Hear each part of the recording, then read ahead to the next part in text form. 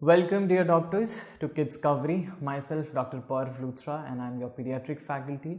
So in pediatrics we are discussing about the inborn error of metabolism, and in inborn errors of metabolism the topic which we are going to discuss today is very important, and that is called as Hartnup disease. So Hartnup disease, what is it? Let's have an insight of Hartnup disease, and of course I'll teach you in detail about it. So Hartnup disease is actually a deficiency of the neutral amino acids transporter, just like tryptophan. So for example, if I talk about tryptophan mainly, so tryptophan, last letter is N for it is neutral, and second last is A, so neutral amino acid. So tryptophan, it is a neutral amino acid, and T for transporter. Okay. So remember, the amino acid, neutral amino acids are not having their transporter. Okay. So Hartnup itself is a mnemonic. So I'll write it for you. Hartnup. Okay. So Hartnup is the transporter for NU for neutral amino acids. Amino acids are absent. Okay. So what happens? The neutral amino acids like tryptophan are not going to. So T for transporter, T for, you can write the example tryptophan. So tryptophan is not getting transported, and because it is not getting transported from the kidney, from the gut, of course the levels of tryptophan are going to be decreased. And once it is decreased, of course, because it is responsible for the formation of niacin, the niacin is not going to get formed, and there will be pellagra-like symptoms which will be there. Okay, so there will be N for niacin. So niacin is also getting decreased, and of course there will be what symptoms? There will be P for pellagra-like symptoms. Now what are the pellagra-like symptoms? So there is a triad of diarrhea, there is a dementia and dermatitis. Diarrhea, dementia, dermatitis, and nowadays they consider death also in it. All right, so pellagra-like symptoms will be there. So my dear friends, one important thing which I would like to teach you, sometimes in the question they will not give you that there is diarrhea, dementia and dermatitis. They will give you that dermatological, CNS and gut involvement is there. So you have to think that they are talking for what? They are talking for vitamin B3 deficiency, niacin deficiency, or you can even think of Hartnup disease. So what you are going to give? You are going to give niacin, okay, and of course the high protein diet.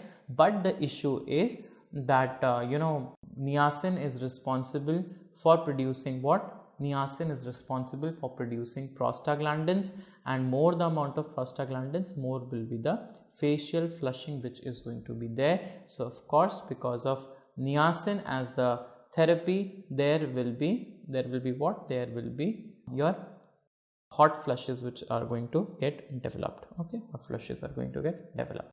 So if I just repeat this, tryptophan, I've told you that tryptophan is something which is there, that's going to get converted into 5-hydroxytryptophan, and ultimately serotonin is going to get formed. Okay, so if your serotonin is not getting formed, because of course the tryptophan is less, then of course the mood changes and everything is going to occur. Okay, because there is what? Because there is serotonin deficiency also that is going to be there. Okay, so because the serotonin is less, my dear friends, the ultimate product which was getting formed from serotonin is going to be this one, 5-hydroxyindole acetate, F5HIAA, 5-hydroxyindole acetic acid. This is also going to get decreased. So 5HIAA is another deficiency, or you can say no production of 5HIAA is another finding that is seen in what? That is seen in the Hartnup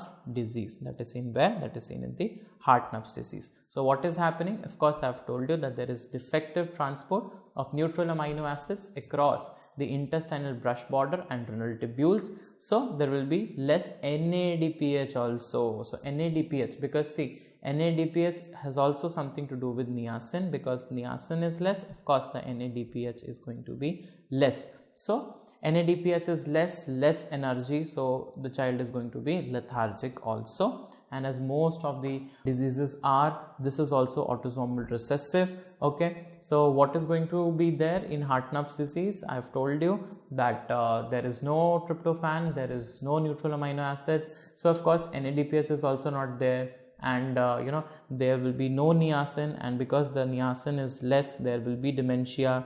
So neurological findings, there will be cutaneous features like dermatitis is going to be there, so hypo and hyperpigmented lesions, malar rash, photosensitivity, then other neurological features like wide based gait and everything. Okay, that's going to be there, and diplopia is also going to be there. So what you will see, you will have to check for the urine of the newborn, and what is going to happen, because they are not getting absorbed, there will be increased neutral amino acids in the urine. All right, so yeah, this is going to be there. Now understand that the proline, hydroxyproline, they are normal in case of Hartnup's disease, whereas in Fanconi's disease they are altered. So that's why this is the good feature to differentiate Hartnup's from Fanconi's. So what is the treatment? You have to give niacin supplementation, you have to give high protein diet, okay, and if possible have the tryptophan rich foods. So this is all about the Hartnup's disease. Thank you so much.